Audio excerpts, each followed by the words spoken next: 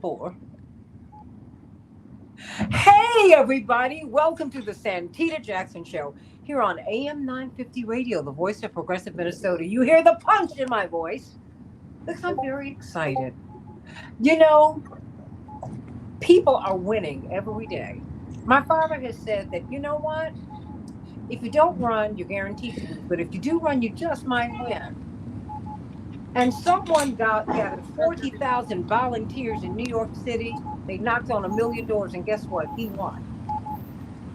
Zoran Mamdani went from 1% name recognition to being the Democratic nominee. How did that happen? Well, we have someone who kind of figured it out because she did the same thing up in Buffalo. She became the Democratic nominee, came out of nowhere, but not actually nowhere. She came from the streets, not from the suites.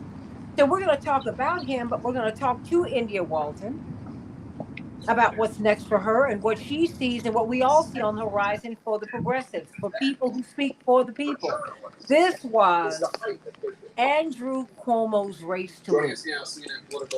Everybody thought, everybody thought that this was going to be the race for Andrew Cuomo's comeback.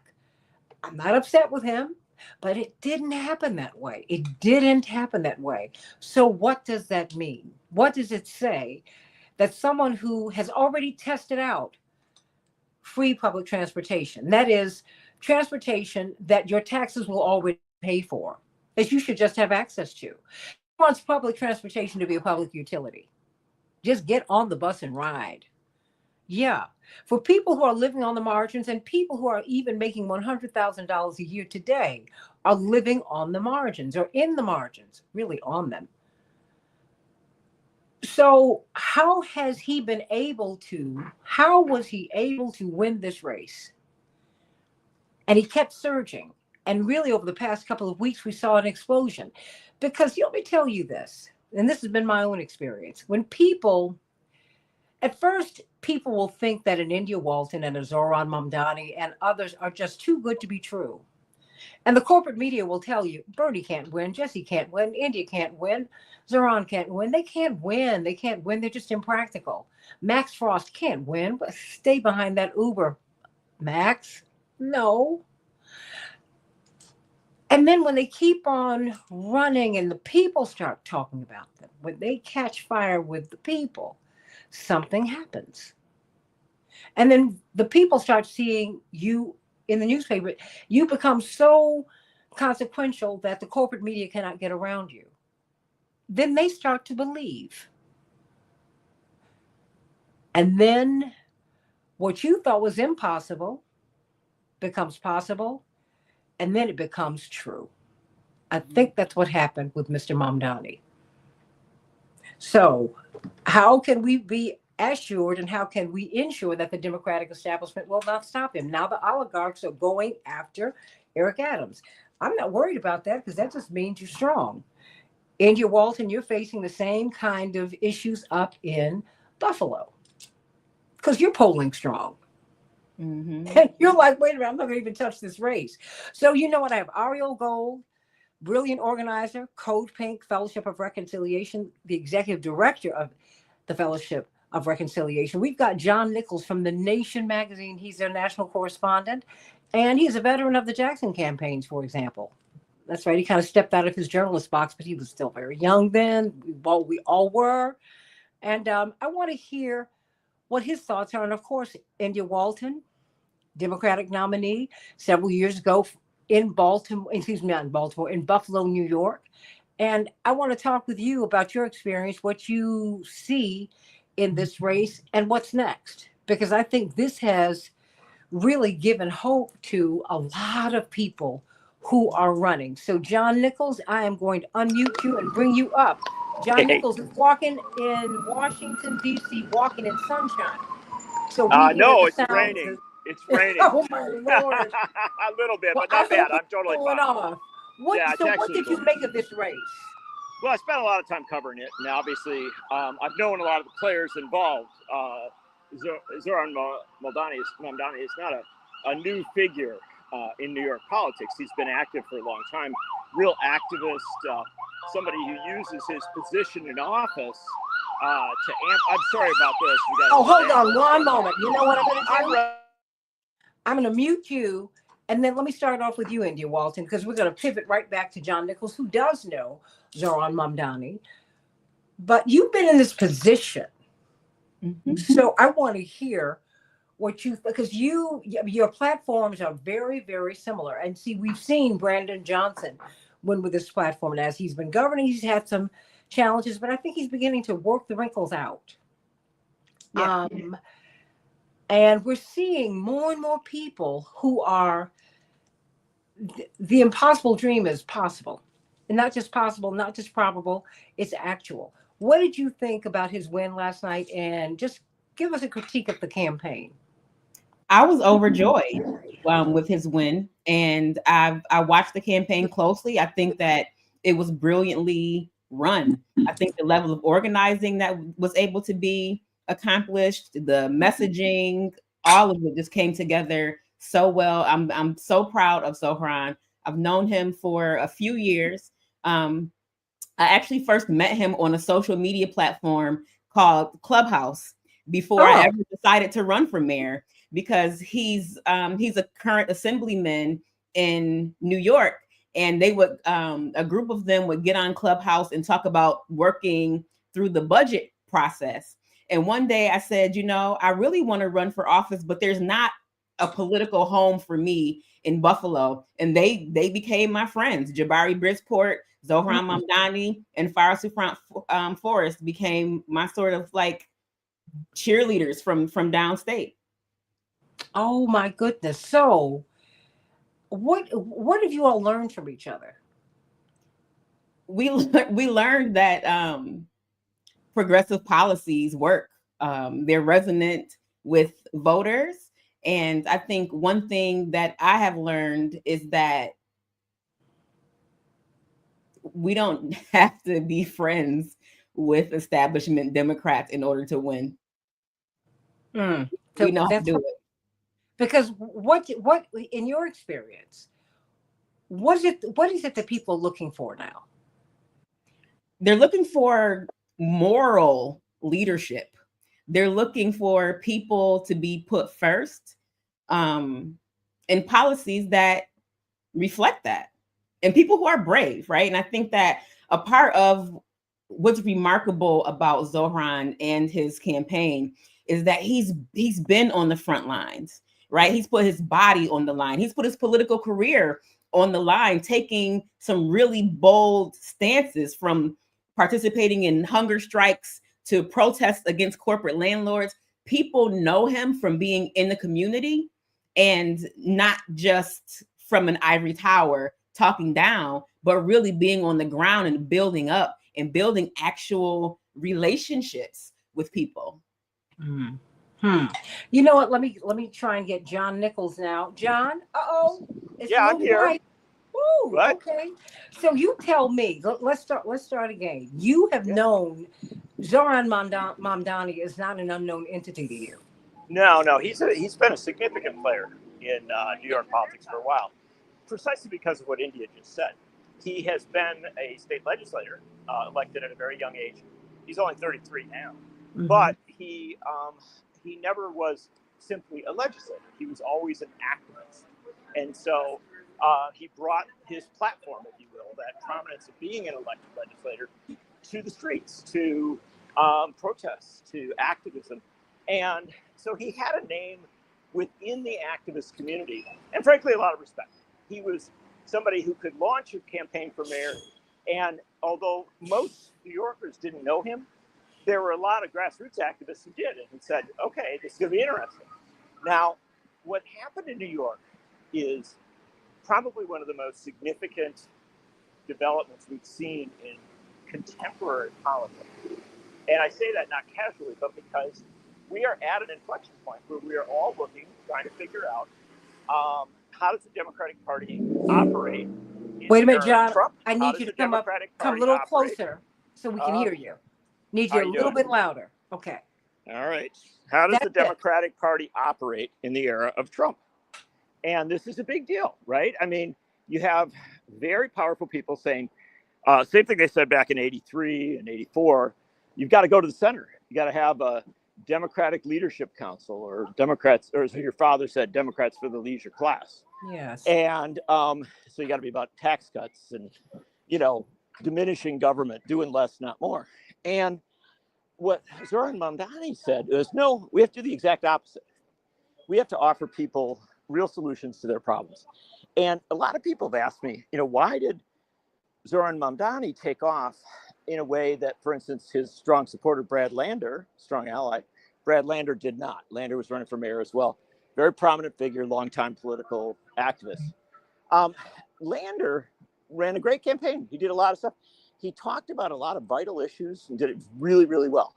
However, what Zoran Mamdani did that was different, and I think is the big takeaway, as he was preparing to run for mayor, he went around the city and he interviewed people, right? Politicians are used to being interviewed, not always interviewing people.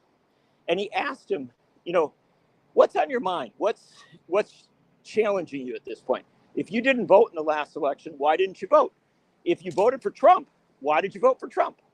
And what he heard universally was, we're working class people, we're maybe even middle class folks. We can't afford to live in this city anymore. We're being priced out of our home. And he took that basic sense, that basic message, and turned it into a campaign. And instead of, going to the consultants and everybody who told you, well, you can't do this, you can't do that, he heard what people said they needed, and then he campaigned on that. So they needed transportation. He said, make the buses fast and free. They need to be able to house themselves and their families. So he said, we're going to freeze rents on 2 million apartments. They need to educate their kids. So he said, we're going to tax the billionaires at a level sufficient to get the money we need into every school in the city. Issue after issue after issue, even down to granular issues, like some neighborhoods just don't have good grocery stores. Said, well, the city's going to open up grocery stores. We will come into neighborhoods with fresh, healthy food at a no profit, affordable rate. And we're going to get that to you. And people heard all this. And, Mamdani is a democratic socialist, just as Bernie Sanders and AOC and others are. But they heard all this. And by the time that Andrew Cuomo and other people started saying, oh, yeah, what Mamdani's proposing is socialism, which to some extent was true. People said, yeah, okay, if that's what you want to call it, fantastic. I want free transportation. I want affordable housing. I want to have good schools, etc. And so the attacks that historically worked, have often worked in situations like this, they didn't work because Zoran Mamdani was hardwired into the sentiments of the electorate in New York. And that's why he won. I got to emphasize this. He won Manhattan. He won Brooklyn. He won Queens. He won substantial parts of Staten Island and the Bronx. He had unbelievably good vote totals in all sorts of communities. Took off in the Latino community. Took off in the AAPI community, of course. Mm-hmm. But he also, he started out not well known in the Black community, and his numbers weren't that great. The Cuomos were very well known. But on election day, if you look at neighborhoods where a lot of younger Black folks live, he was running extremely well, getting very good totals. And the last thing, obviously, there was a lot of focus in this race on his passionate stance on behalf of Gaza, the people who have been so devastated, and also on behalf of a new vision for the Middle East. And that caused a lot of controversy. And there were all sorts of votes. John, stop. Yeah. He just said that if Netanyahu lands in New York City, he will arrest him. Well, as, by the way, many Irish elected officials have, and others around the world. So he was blunt. He said what he believed. But here's the interesting thing about it. A lot of the political establishment said, okay, well, we're going to run against this guy. We're going to call him anti-Semitic, right? We're just going to beat up on him and all that.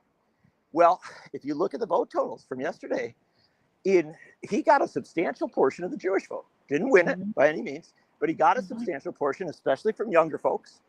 And critically to this, during the course of the campaign, he established a working relationship, a very strong one, with Brad Lander, who is Jewish, and who is, in fact, at one time, Brad Lander thought about becoming a rabbi. He is steeped in Jewish tradition, Jewish experience, and he is also a supporter of efforts to end the violence in Gaza.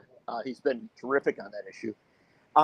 But you had this wonderful close of the campaign where you had the candidate who's running to be the first Muslim mayor of New York City, Zoran Mamdani, literally appearing all over the city with the highest ranking Jewish elected official in the city as a team.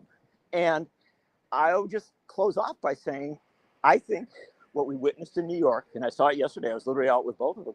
I think what we witnessed in New York was a glimpse of the future we could have if we decide to be bold and if we decide to, not fall into the traps that the political elites, the media elites want us to fall into.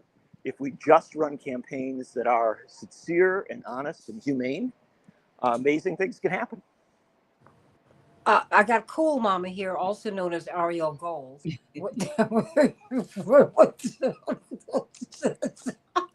I mean, I just had to say that. You can unmute yourself, girl. Go on. Put those shades back on. You're too fly. I mean, what? Oh my gosh, we're trying to. Okay, there you go. Okay, there we go. No, yeah, come put on. the shades back on. Come on, give it. They protect the heat, You don't look like you're at the Fellowship of Reconciliation. You look at the Party House of Reconciliation, but I'm not mad at you. That's all right. We're still giving church. Hallelujah. Woo. Okay. So, hey, I don't care if it's a temple, I don't synagogue, I don't care. Everybody goes, woo, hallelujah. That's okay. right, we do. And especially when someone like Mamdani wins, it's an extra woo woo, hallelujah. Oh my goodness, something to cheer about. I mean, and what did you make of last night? I mean, because you know what, Ariel, we saw him surging. Yeah. Really over the past month, but really the past 2 weeks, they said he's closing in. And the past 2 weeks have really been astonishing. And John, I think we would see things like this with Reverend's campaign. Oh, exactly like what happened. I mean, it's so similar. And I can tell you a quick story before you bring in Ariel. It's brilliant. Just a quick story from 1983, 1984, when I was living in New York. And a friend of mine said, Jesse Jackson's going to carry the city, or at least he's going to do way better than anybody predicted. I said, why do you say that? And she said, I'm a counselor for heroin addicts and for people who are, no longer addicted, but are really struggling in their lives, trying to get their lives together. And that's their focus. That's what they're about. And they don't talk to me about news or politics or things like that.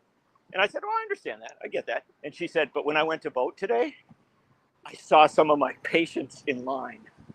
And when you touch people at that level, right? When you reach the people who have been pushed to the sides of society and who, candidates don't talk to, politics doesn't do a very good job of reaching out to. That's when you know something big is happening. Yeah. And I saw a lot of it in New York. And the best way I saw it was on Friday night when Zoran Mamdani decided at 5 o'clock at night, he was going to walk from the top of Manhattan to the bottom of Manhattan. Thank you. And that's a long, long walk. And he went online, social media, and he said, hey, I'm going to be walking down the whole spine of Manhattan. If you want to come and join me. It was an unbelievable reality. Every place he went, people at outdoor restaurants would stand up and applaud. Folks came running out of their stores. Young people with musical instruments showed up and started marching behind him like a band. None of this organized, none of this planned. It was just people saw something possible. I think that's one of the things that moved me, Ariel and India and John. We went up to Sylvia's in Harlem, because my father loved Sylvia's. Of course. And we're campaigning. Like he ran by the Cosby's house, and Dr. Cosby was in his pajamas. He said, "Oh, come on outside." And so there's a picture of Dad with Dr. Cosby just standing. He's like, "Jesse, you get me into more mess." And Mrs. Cosby came to the airport with him. She had broken a leg or something, and she said, "But all of these people were just everywhere." She said, "Of course, I got left on the tarmac because once your father was gone, everybody left me." But she said the experience. But when we were at Sylvia's, they had to get a flatbed truck because from 110th Street way past 126 where we were on Malcolm X, Oh yeah. on Lenox Avenue, it was just people just come out from everywhere. And there were tens of thousands of people there. We ended up having to have an impromptu rally. But I mean, I saw that with India, with her campaign, Ariel. You know, when you touch people, when you feel someone's sincerity. I mean, I laugh about you, okay, and Medea and Code Pink. I mean, and I've not laughed at you. No, It's your sincerity, and it has me pulling for you all the time. And it's like, and I will stand behind that, and I'll stand with that. So come on, cool mama. What are your impressions? well, first of all, we needed this. Like everybody Yeah. in the country, everybody in this world, like we are all New Yorkers right now. I woke up this morning, actually, middle of the night, and checked the news on it, and I just said, I live in New Jersey. I live right outside of Newark. I said, I am a New Yorker today, and we are Yes. all New Yorkers right now. Between Trump's election and this Gaza war that's just slugging on, and the new war that we, almost went nuclear. It could still go nuclear Oh. between Israel and Iran. It's been hard, right? Girl, It's if you been keep hard talking, for I'm going to put all you of on us mute. to I have can't some take it. hope. And, I woke up smiling this morning, and Oh, yeah. I think everybody did. We needed this. But And wait a it minute, Ariel. reminded us that, yes, we are not down for the count. But No Ariel, what way. is it? No, I need you to expound upon that because I feel like everybody this morning was a New Yorker. I mean, Absolutely. everybody I spoke with all over the country, they were like, "Can you believe what this guy did?" Yep. And it's not this guy, it's what all of us did, Yeah. right? Like, yes, I love how John was talking about, because I've been wondering, like, yeah, I love Brad Lander. I'm a longtime fan of Brad Hmm. Lander. And I loved them cross endorsing, and I loved them together. And I've been wondering, like, yeah, what was it that gave this to Mandani and not to Brad Lander? God But bless wait a Brad minute. Lander. Let And people know that Brad Landner was the man who was arrested last week. That's right. That's Okay. Oh right. yeah. He was All right. arrested last week for trying to escort immigrants, I think, out of the courthouse.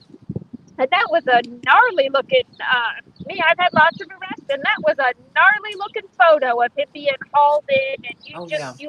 you felt his determination and how Mhm. much he cares. So it was nothing to do with like a difference of heart, right? And I would have been happy with either candidate. They would have been happy with either of each other. Mhm. And but I wondered, like, campaign wise, what was it that Mondani did that helped him to soar? So he did that, but then there's that, and then there's us.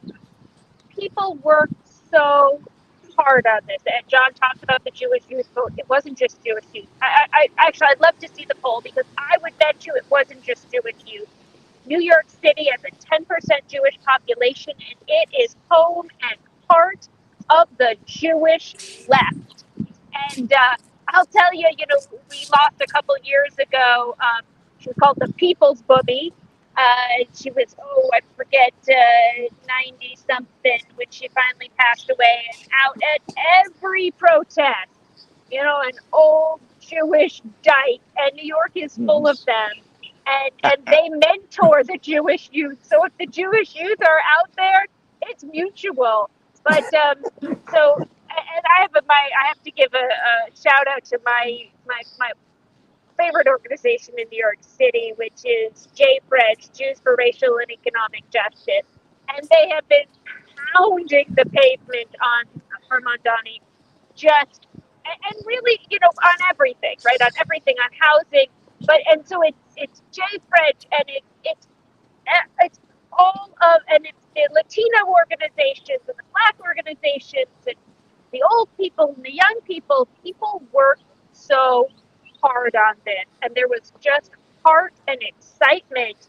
And what I'm saying, we needed this. I think we've all been depressed. And before Trump won the election, we had the war break out in Gaza, and Biden was like, trying to talk to a brick wall about it.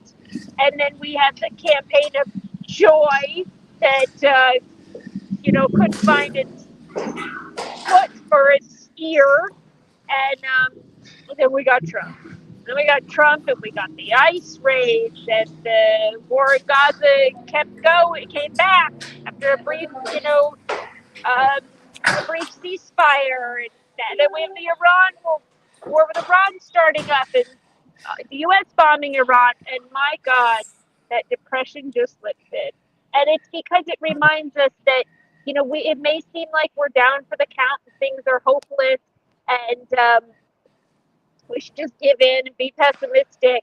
And it reminded us, no, we are the people, and we come back, and this is a new era.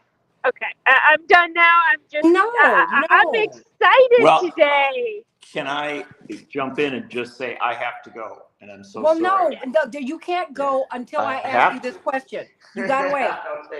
Okay. Wait. What about Cuomo maybe running in his own lane in the fall? And wait a minute, and Eric Adams now. They're saying a lot of the business leaders are running to him. What do you think? Sure. Look, Eric Adams. Ariel. Well, Eric Adams is totally sold out to the corporate interests, and Cuomo is as well.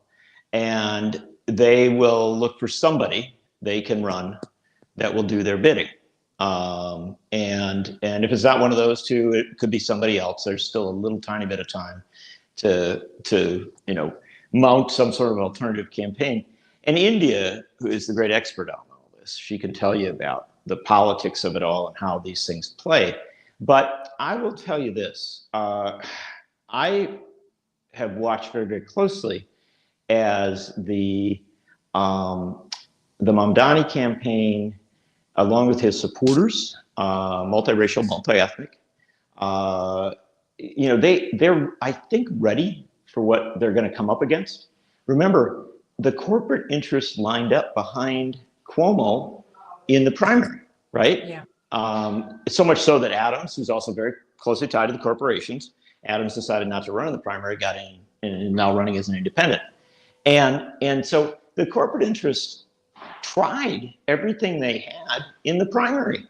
They put literally tens of millions of dollars into attacking Mamdani.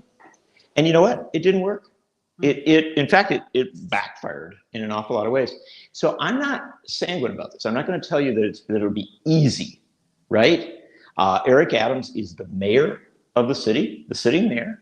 He's also a very talented communicator. And he has a record that I think obviously a lot of people are very upset about his recent record, but he's known. He's been a borough president, a legislator, et cetera. So he's a credible candidate. You put a lot of money behind him. He could be a serious contender. Cuomo, former governor, former cabinet member, former state attorney general, all these things. He's clearly somebody who, if he kind of dusts himself off and gets back in, could run a strong campaign with a lot of money.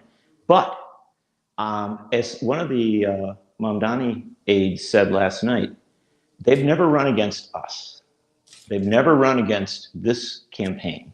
And this is a campaign that's full of really talented people who've learned from the past and who saw what happened to India, saw what happened to Reverend Jesse Jackson, saw what happened to Bernie Sanders.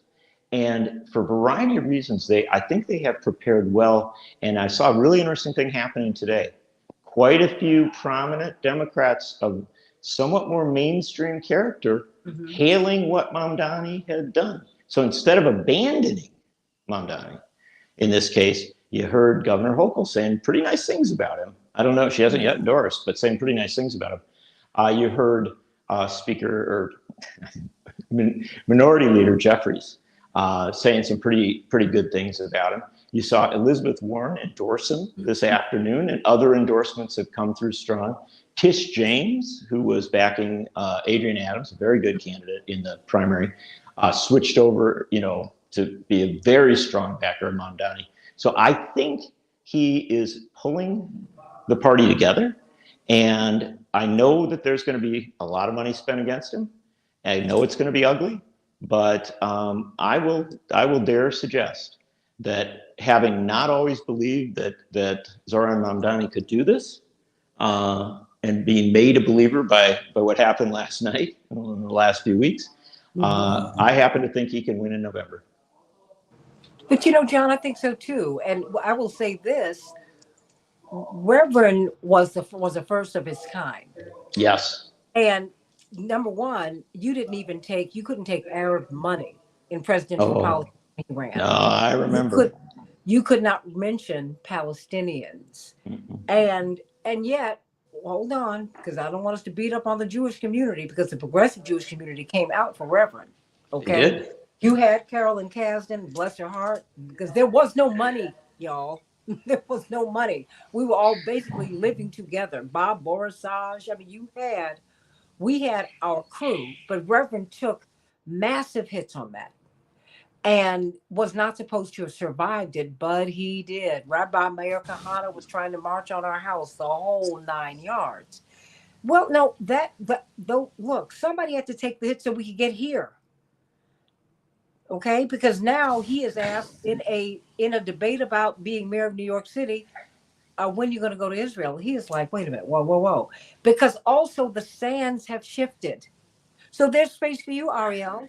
There's space for Bernie Sanders, who was punched in the face and called a traitor because he was 10 toes down for Reverend.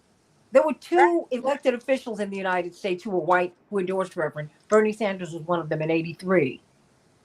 Times have changed, but you're still dealing with, I think John points out correctly, and you saw this, India is still seeing them. They're still coming after her. She didn't even toss her head in the ring, but they're coming after you, India, because you cracked the code. And if I nod yes one more time, my head is gonna fall off. Okay, right. What's resonating with you? Because before you go, John, I want you to say something. I do have to go. Okay. I really do. It's getting. I apologize so much. No, but that's okay, because we've been watching you on television, and we're so glad that No, but I will say, let me, as I pull out, say, you don't need me in this conversation. Where what you're exploring, the issues you're exploring, you have, and one of the greatest things we've got in the country on these issues.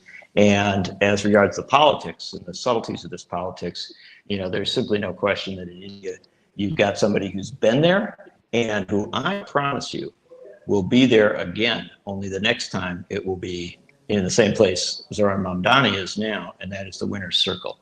So I'm going to leave you with these really brilliant folks and wish you all the love and solidarity I can. We love you, John Nichols. We do love you, John Nichols. We do love you, John Nichols. Say hi to you. Thank you. Much love. All right. Take care. Well, you know what? I think that I love you, John Nichols. I think John Nichols made a really brilliant point, though, Ariel, in India. And this is where, more people out organize more money. And we have seen that happen before you. And that's really all you need. We are the ones who have to become the believers. So, I mean, what can we do in terms of organizing so that when in India and when a Zoran and when an AOC, when others come out, because there are others out there, Stacey, there are people who are out there. And wait a minute, folks, who have loans or who have bad credit. I mean, they're not professionals like you. I mean, with all due respect, you are a nurse, so you can go anywhere in the world and make a lot of money because that's just the way. That's just the nature, your skill set, and all of that. But you've opted to do something else. That having been said, what should we be doing, Ariel, India, so that as these brilliant people, young, old, in between, who decide to throw their hats in the ring, what can we do to support them? I mean, wherever they are. Because Ariel, you make the point. Everybody's a New Yorker today. I don't care where you live. Everybody's trying to figure out how can I get him some money? Can I be a part of a phone bank? Please, I'll take some of my vacation time. I will go walk. I'll walk up and down Manhattan and Queens and Staten Island and the Bronx. And I'll go everywhere. Brooklyn. Wherever you need me to go, I'm going to be there. Well, it's what you said, Santita. It's what we do, right? When it was down and out and doggone depressing that DNC election and Dr. Zogby was running again, Yeah. putting in that mileage, right? And for Mondani, for India, for, all of us. And he said, oh God, I don't even know how I'm going to show up at this convention, right? Of clowns. And you came, right? Because that's what we do, right? We keep showing up and we keep hope alive that way. And my God, the Democratic Party today just got a new lifeline. Well, the question is, will they take it? I know. If they're smart, but again, it's us, right? It's not money that votes, not money that pulls the lever at the poll. It's a human being. That's right. And so it's us who will show up at that Democratic Party, and whether they think they're going to take it, and whether they take it today or it's tomorrow or it's next week, we will make that happen. Oh, India? These are, one thing that needs to be done is what you are doing for me, Santita. Let me show you something. I wrote down what you said to me this morning. What did I say? You've been protected, not rejected. There are some people. Wait a minute. These are my love beads. Love. Wait a minute. And we have, and it sounds so corny, but we have to love on one another. There are some people who wanted me to believe that I was a loser. And last night, I said, no, I was actually a trailblazer, kind of. I followed in the footsteps of some giants, but also like those lessons from 2021 and the people in the immediacy of people saying, let's not let what happened to India happen to Sauron. And the fact that people realize that we have to preemptively think about corporate landlords and billionaires and Republicans infiltrating our democratic processes is major, right? We have new pages in our playbook where they only have the same old one. We know what they're going to do, but we've learned. But you know what? Let's turn this around, India. We need to move away from being the language of losers. We need to understand that we're winners. What happened to you is what happens to winners. What happens to you is what happens to people who break the code, and I did not expect you. Wait a minute. I'll give you this. The campaign got real for my father real fast. The day of the first major debate. You are about to hit that stage, and my father was clear, like Jackie Robinson was clear, that if I don't do this, not just well, I got to win this thing. Otherwise, this campaign is a joke. So the weight of it hit him. So he called Reverend Dr. Sam Proctor, who became the senior pastor at Abyssinian, but he was the president of North Carolina A&T when my parents were there.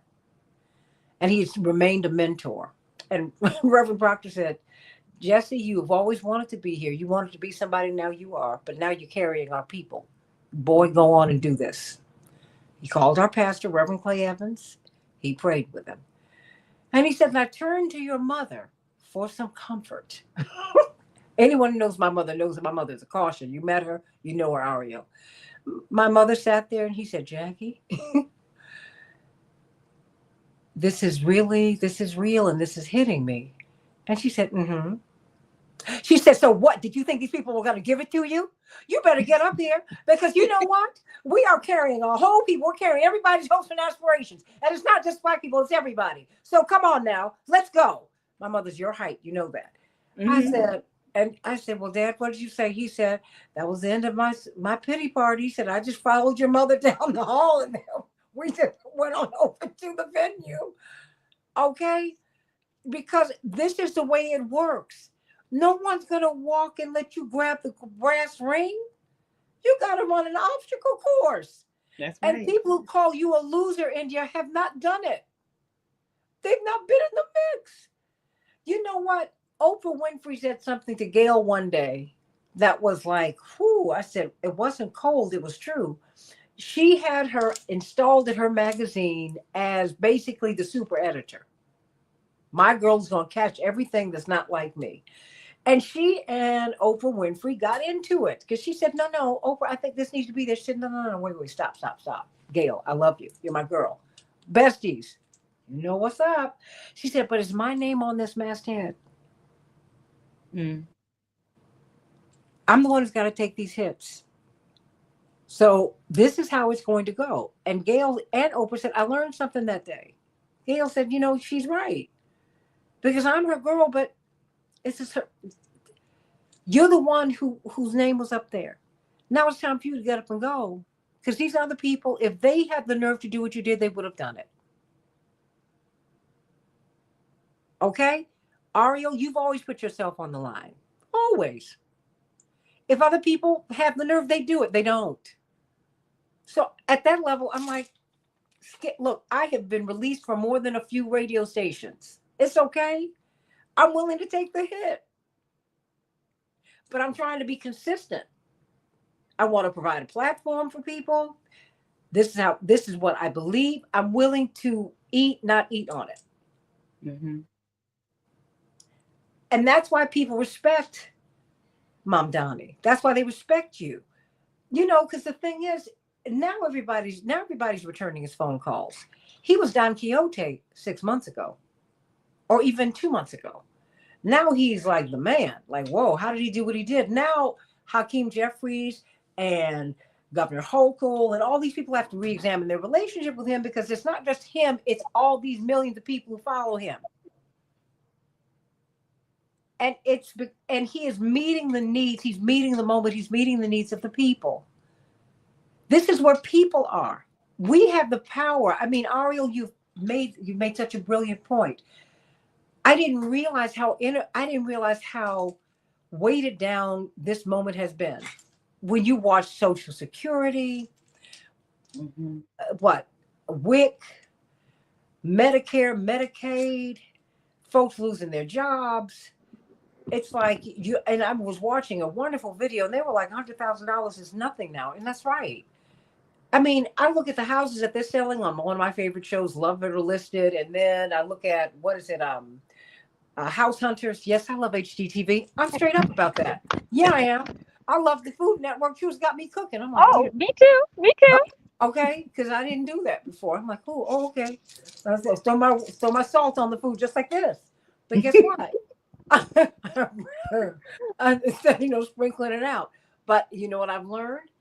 I'm like, wait a minute. Everybody's out here struggling. I'm like, you mean to tell me $200,000? That's what this buys now? 300, 400, a bungalow? Are you for real? So when he says, wait a minute, we're going to turn public transportation into a public utility. It's not free. You're already paying for it. You're subsidizing these billionaires and people on their way to becoming trillionaires. You're subsidizing them. So you know what? We're going to subsidize you. Everybody's going to vote for that. Yeah. And there's precedent. There are places where this is already happening. I had an opportunity to go to Vienna for a year of public transit. It's $365. It's $1 a day. And even people who don't use it still pay it because it makes sense. and now they just can't repeal it. It's just been that way for so long. And I mean, we always talking about where's the money going to come from when we have these really progressive social policies. And it's like, I keep saying this, y'all got money to drop bombs on babies, but not money to feed them. And don't you think I want to hear that in someone who's running for mayor? Yeah. Someone who has the courage to do that. My mayor broke the tie on the ceasefire resolution in Chicago. My mayor has taken heat from the Black community because he said, I'm not going to let brown people come in here. Brown people actually who are like indigenous to the Americas. No, they speak Spanish, but they speak the language of their conquerors. I'm not indigenous in this place. I am original to the American experiment and the Spanish part of this European colonial project. But guess what? I'm not indigenous to the Americas. I'm indigenous to Africa. Quiet as it's kept, we're not indigenous to the Caribbean. Black people survived. Indigenous people have almost been wiped out. Mm-hmm. My mayor said, you know what? I might not keep this seat, but I'm not going to treat these people this way. I'm not going to mistreat them. I'm going to stand 10 toes down with him. And that's the thing. I had a very prominent leader, woman, tell me that your job is to get elected and to stay elected. And that was something that really hit me in my heart and in my spirit, because my job is not to get elected and stay elected. My job is to serve the people and create the change that is going to improve the lives of generations of people in my community and beyond. And so that's why I'm saying, I think you should feel empowered in this moment.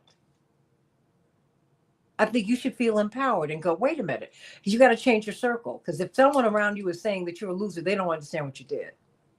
Right.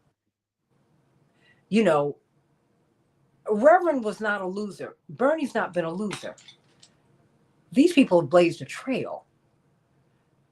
And they have shown us that it is possible to govern and to run and to stand up for your beliefs. And you know what? I don't have to have the office. I want to make this point. That's the point. So you should feel empowered, because people are struggling, not just in the United States, they're struggling everywhere. Mm-hmm. But what you're standing for is you're standing up for people, and that's what this is about. Yes, it is. You know, and I want you to know how proud I am of you. We have been following you since you started to run. And then we were like, she did what? She won? Whoa, she won? Whoa.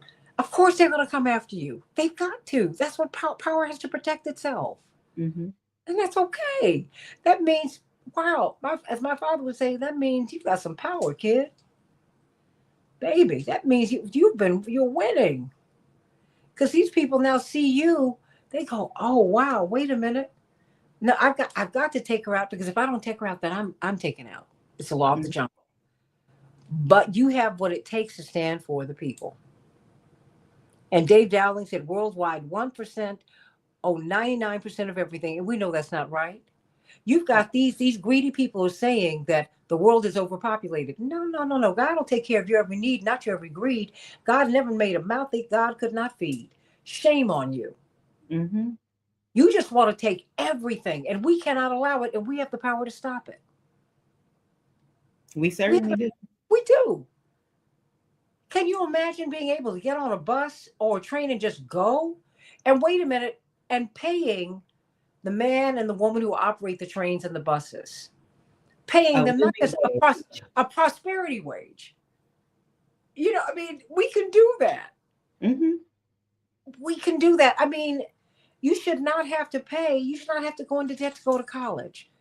I mean, what our parents used to be able to get a summer job, and that would cover their tuition. It would cover their expenses. Now that's a joke. We don't have to have that kind of world. We don't have to. So these last couple of minutes, my dear sister, what is it? I'm bringing Cool Mama Bell back up. That's right. Where those shades go? But that's all right. Oh, you know they're coming back out. They're coming back out. until this Come heat on. wave's Come over. on. Girl, look, you better. I just don't want you to have that. Wait a minute. To be white on the inside and pink and brown on the outside. You know, hey, I've gotten the awful tan. It's just when I've been like, ooh, I'm uneven. but you know what? Let me ask you this. I mean, what is next? I mean, because Ariel, you made the point that just made that it changed my thinking. And maybe I feel ownership with New York or feel kinship because I lived there for so long and so many of my close friends are still there. But I got the sense it was just like when Harold Washington won in '83, everybody was pulling for him. You know, because it was like it was a brand new thing. And I think everybody's pulling for him, but now I think he's going to inspire some other people, inspire India to come on and get That's back right. in there. I think that's what I mean. Just I think it's good. This is such an inspiring moment. What is our takeaway, Ariel? Oh, we gotta believe in ourselves, right? I was just thinking as we were talking because I was on with you this Sunday on Reverend Jackson's Keep Hope Alive radio.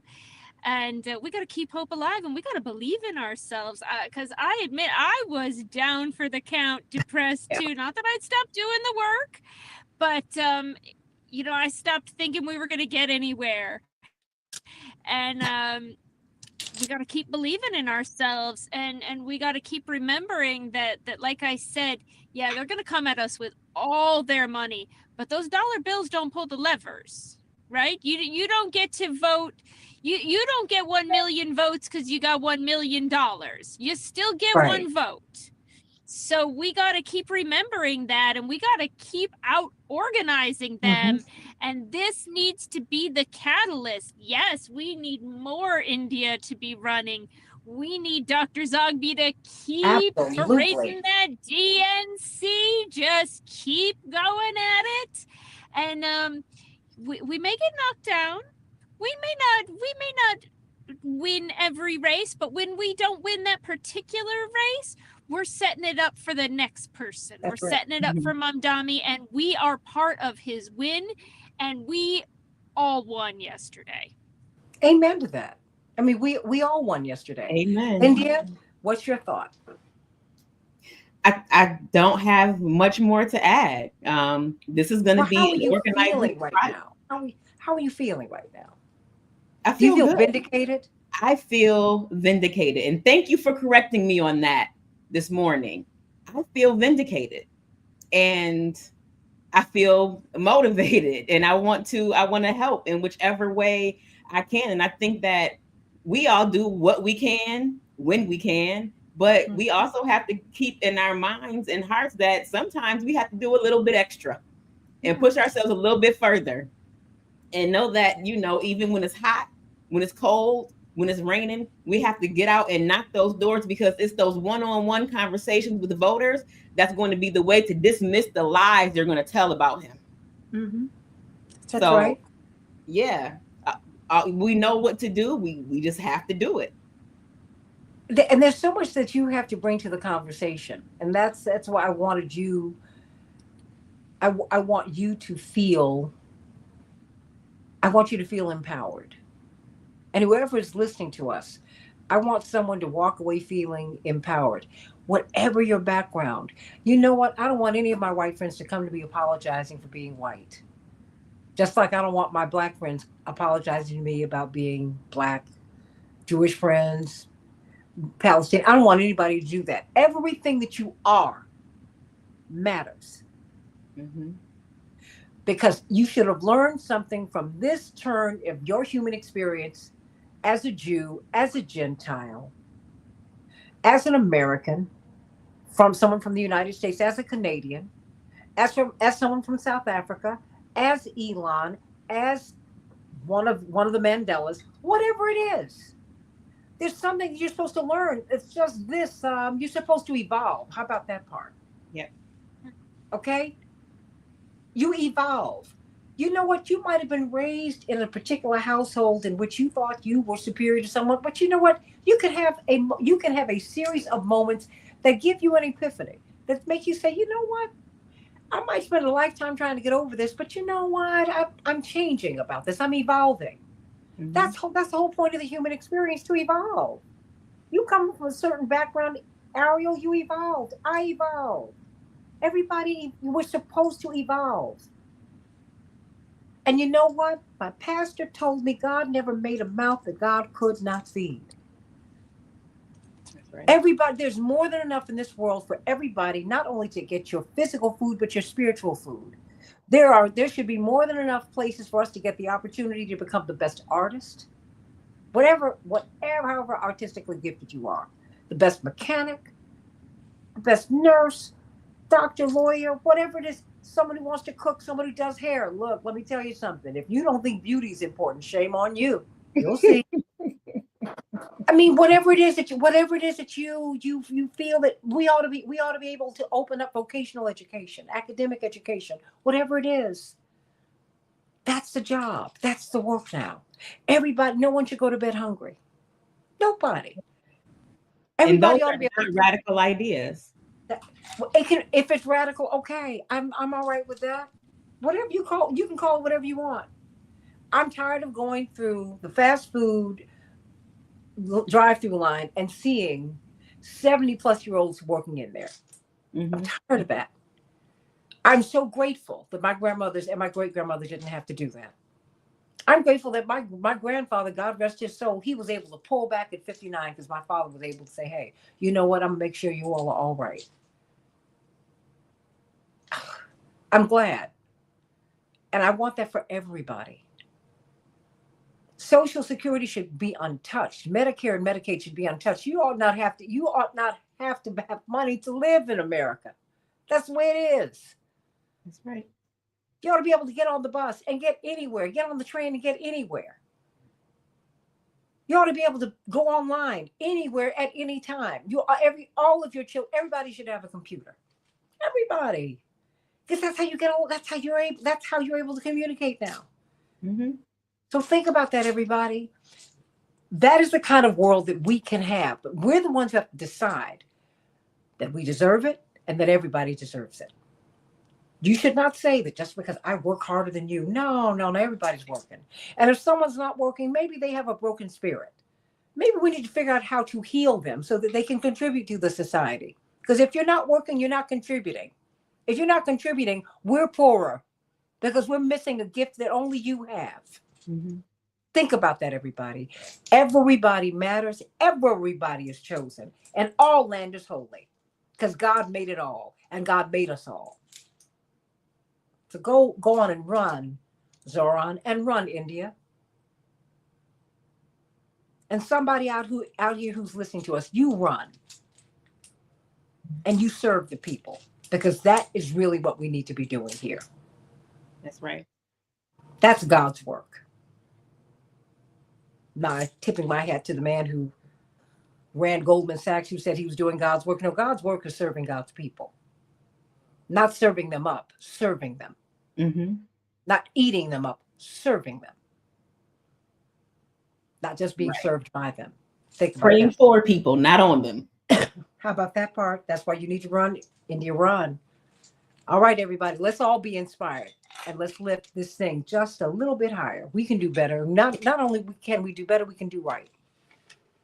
Let's do that. I love you, everybody. God bless you. I love you. I love you. I love you. I love you. I love you. I love you. And I love you, India. And I love you, Ariel. She had to go on, my girl with the fabulous shades today, but that's all right. And I love you too. And I appreciate your mentorship and just the love that you have showered on me and just bringing me into your family. Your historical context and all of that means it means a whole bunch to me. Well, you know what? It's for you. How about that? That's why God gave it to us. God gave it to us, and God let us have these experiences so we can share them. I'm from working people. Okay. My parents had a child who was almost put out of a hospital because my parents had no money. Things got better. God continued to bless us as we move forward. But most of the money my father made, he gave away because he said, that's not my point. My point is God gave me these gifts so we could lift people higher. And that really is the point. So whatever God can give to me to give to you, it's for you. And I thank God that God trusts me enough to lift somebody up. God bless you, everybody. AM 950 Radio, the voice of progressive Minnesota. Love you.